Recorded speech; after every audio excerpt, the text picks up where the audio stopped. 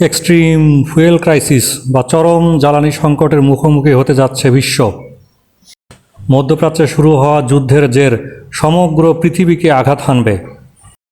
এই অবস্থায় বাংলাদেশ কোন দিকে যাবে, বাংলাদেশের ভবিষ্যৎ কী, তা নিয়েই আমাদের আজকের পর্বের আলোচনা। বর্তমান সময়ে জ্বালানি নিরাপত্তা হলো এমন একটি বিষয় যা নিয়ে প্রতিটি দেশই উদ্বিগ্ন।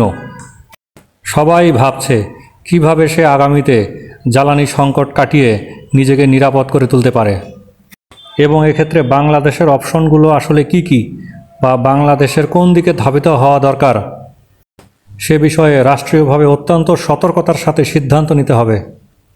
কিছুদিন পূর্বেও হরমুজ প্রণালী সম্পূর্ণরূপে বন্ধ করে দিয়েছিল ইরান, যা অবশ্য সম্প্রতি তারা সাময়িক উন্মুক্ত করেছে। এদিকে সৌদি আরবের আরামকো তেল শোধনাগারে ভয়াবহ বিস্ফোরণের ঘটনা সংঘটিত হয়েছে। প্রাথমিকভাবে এই ঘটনার পেছনে ইরানের সংশ্লিষ্টতার কথা বলা হলেও পরবর্তীতে দেখা যায় ঘটনা ঘটিয়েছে খোদ ইসরায়েল। যাই হোক, এগুলো রাজনৈতিক বিশ্লেষণের বিষয়। আমাদের কনসার্ন হলো বাংলাদেশ কিভাবে তার জ্বালানি নিরাপত্তা নিশ্চিত করবে। তার আগে বিশ্বের বর্তমান তেলের মজুদের পরিমাণ সম্পর্কে কিছু তথ্য আপনাদের জানা প্রয়োজন। সবচেয়ে বেশি তেলের মজুদ রয়েছে ভেনেজুয়েলায়, প্রায় 303 বিলিয়ন ব্যারেল। এরপর সৌদি আরব 267 বিলিয়ন এবং ইরান 208 বিলিয়ন ব্যারেল।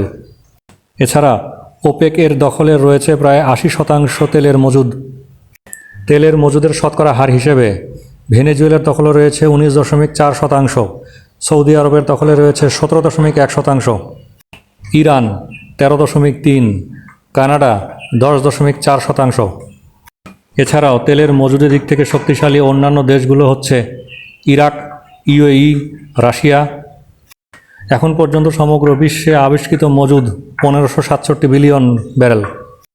এই তালিকায় যুক্তরাষ্ট্রের অবস্থান দশম, মাত্র 2.9% হলেও টেকনিক্যালি অ্যাডভান্সড হওয়ার কারণে তার প্রোডাকশন হয় সর্বোচ্চ।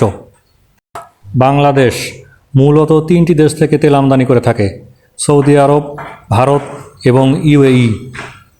2026 সালের জন্য বাংলাদেশ পেট্রোলিয়াম কর্পোরেশন বিপিসি প্রায় $1 বিলিয়ন জ্বালানি আমদানির পরিকল্পনা অনুমোদন করে রেখেছে, যার প্রধান অংশটি আসবে সৌদি আরব থেকে, যেখান থেকে আসবে প্রায় 8 লাখ টন, যার বাজার মূল্য $450 মিলিয়ন। ইউএই থেকে আসবে 700 মেট্রিক টন, প্রায় $432 মিলিয়ন। বাকিটা আসবে ইন্ডিয়ার আসাম থেকে, যার বাজার মূল্য $119 মিলিয়ন। তাহলে লক্ষ্য করে দেখুন, যে তেলটি বাংলাদেশে আসবে তার প্রধান রুট কোনটি? প্রধান রুট এশিয়া প্যাসিফিক, যে রুটটি বর্তমানে অত্যন্ত বিপজ্জনক, এবং এই রুটের সবথেকে বিপজ্জনক ভেসেল হচ্ছে অয়েল কার্গো। তেলের ট্যাঙ্কারগুলো সব থেকে সহজ লক্ষ্য, সে যে পক্ষেরই হোক না কেন। তবে বেশি মারমুখী এবং বিপজ্জনক অবস্থায় রয়েছে ইসরায়েল, যা এই অঞ্চলে অত্যন্ত অস্থিতিশীল এবং স্যাবোটাজমূলক পরিবেশের সৃষ্টি করেছে।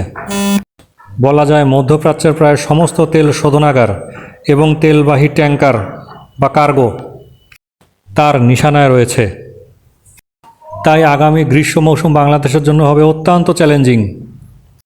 শুধু বাংলাদেশ নয়, মধ্যপ্রাচ্যের তেলের উপর নির্ভরশীল প্রতিটি দেশই এখন অজানা আশঙ্কায় রয়েছে। তবে এর বাইরে যদি বাংলাদেশ কোনো উৎস খোঁজ করে থাকে, তাহলে একটি বিকল্প গুরুত্বপূর্ণ উৎস হতে পারে চীন। ইরানের উপরে দীর্ঘ সময় ধরে বিশ্বশক্তির স্যাংশন চলাকালীন সময়েই চীন একটি বিশাল অঙ্কের তেলের মজুদ তার কাছ থেকে সংগ্রহ করে রেখেছে। যাই হোক, সারমর্ম হলো মধ্যপ্রাচ্যের শেখরা এখন সুখে নেই, এবং তাদের সাথে সাথে সমগ্র বিশ্বের মতো বাংলাদেশও উদ্বিগ্ন।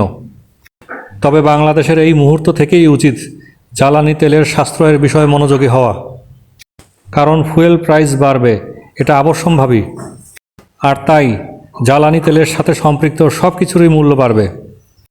সড়ক, নৌ এবং আকাশপথে পরিচালিত সমস্ত যানবাহনের ট্রান্সপোর্টেশন কস্ট বৃদ্ধি পাবে। বিদ্যুৎ খাতে জেনারেশনে কাঁচামালের শর্টেজ হবে, ফলে বিদ্যুতের পাইকারি এবং খুচরা দাম বৃদ্ধি পাবে। সর্বোপরি একটি মারাত্মক সংকটের মুখোমুখি হবে বাংলাদেশ, তাই সাবধানতা এখনই প্রয়োজন। বিদ্যুৎ থেকে শুরু করে জ্বালানি তেলের সাশ্রয়ী এখনই হতে হবে। এছাড়াও রাষ্ট্রীয় পর্যায়ে কৃচ্ছ্রতা সাধনের পরিকল্পনা গ্রহণ করতে হবে। আজকের মতো এ পর্যন্তই। ভালো থাকবেন সবাই। প্রকৌশলী আহসান।